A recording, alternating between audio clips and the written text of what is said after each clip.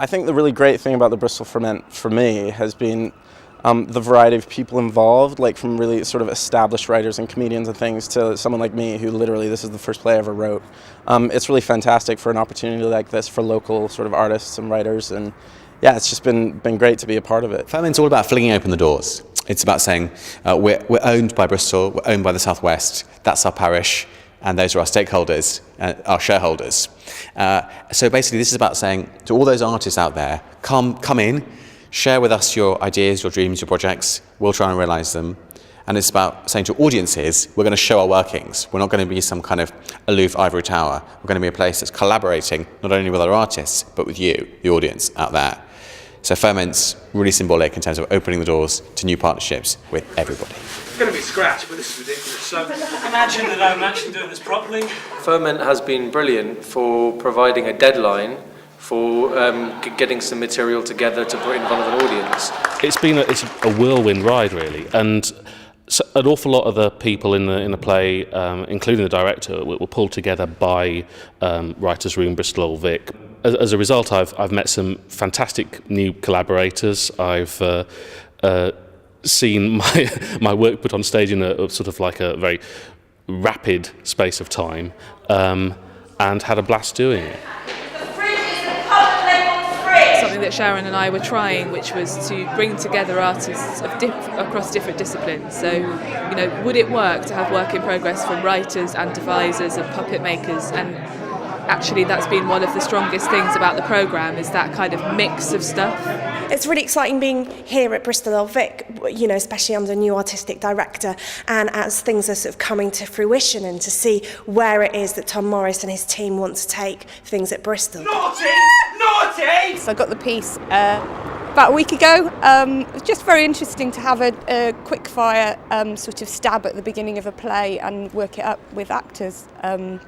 Now I'm interested in the responses really from audience members to see what they thought. The audiences have really responded to us opening up the doors and going, well, you have something to offer, you have something to contribute, and that's what we want to hear, and they've just gone, bring it on. I would say that it's been a really inspiring selection of different interesting varied pieces which I've been able to come and not pay a lot to see, and it's brilliant to be able to interact with the creative talent behind it afterwards. Very clearly there's a community of people who are hungry to get involved with work right at the beginning. The feedback's been extraordinary. You know, positive and also just intelligent, people really interested in the impact that what they have to say has on the work. It's really useful to have a platform like this, because often work in progress platforms aren't quite as generous in terms of the audiences, but I think the way that it's been set up, it means that the audience are generally know what they're coming to see, so the feedback's really, really useful and generous, which means that the work can then be developed to a better place.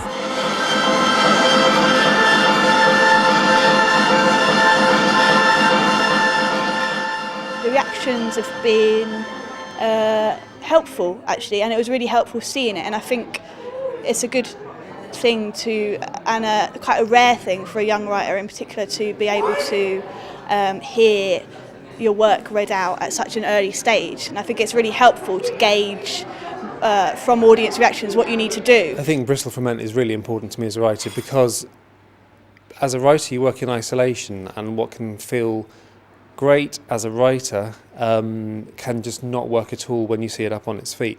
And I think it's invaluable to see your work up on its feet and being read and acted by actors. The key thing that Bristol Ferment has done for me this week is to allow me to see my work performed by a very, very high quality cast with a very, very high quality director, which is an unheard of luxury for an emergent writer, and I feel immensely grateful for that, and it's a very thrilling experience.